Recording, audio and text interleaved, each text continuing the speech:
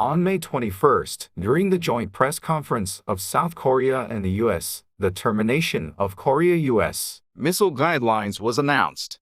The guideline restricted the range and payload of missiles and warheads of the South Korean military. With the announcement of the termination by the two presidents, Korea finally reacquired the missile sovereignty after 42 years. The South Korea-U.S. missile guidelines were agreed based on the missile technology transfer from the U.S. in 1979. The purpose of the guideline was for the U.S. to inhibit armament competition within East Asia. During the time, Park Chung-hee government tried to develop ballistic missiles on its own. The U.S. government did not agree and introduced the guidelines to cap the solid fuel missiles to a range of 180 kilometers and a payload to 500 kilograms. Afterward, the first revision was introduced in 2001. The revision increased the range of missiles to 300 kilometers. Besides, the range and payload restrictions were lifted for private space rockets using liquid fuel.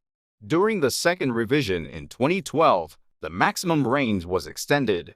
South Korean government suggested 1,000 kilometers. Considering the repeated testing of long-range missiles and nuclear experiments by North Korea. Through negotiation, the U.S. and South Korea agreed on 800 kilometers, a distance enough to reach all of North Korea, but not enough to reach Japan and China. Following that, the government of Moon Jae-in revised the missile guidelines 2 times. In November 2017, President Moon Jae-in and U.S. counterpart Donald Trump introduced a third revision in the guidelines that removed the limit on the payload of South Korean missiles.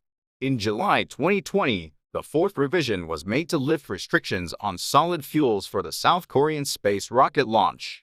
Liquid fuels release fewer emissions during the rocket launch compared to solid fuels.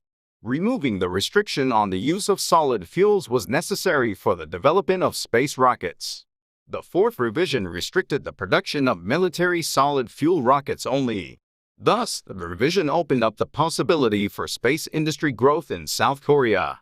On May 21, 2021, the South Korea-U.S. missile guidelines completely terminated. Now, the range for the missiles is extended to cover the whole of Northeast Asia. Moreover, the termination of missile guidelines will strengthen the defense capability and affect private aerospace development. It will have a positive influence on both the aerospace and defense industries. However, the termination of the guideline will possibly provoke the neighboring countries, including China, Russia, and Japan. Still, the Ministry of National Defense did not consider the reaction of neighboring countries but only emphasized the importance of the South Korea-U.S. alliance.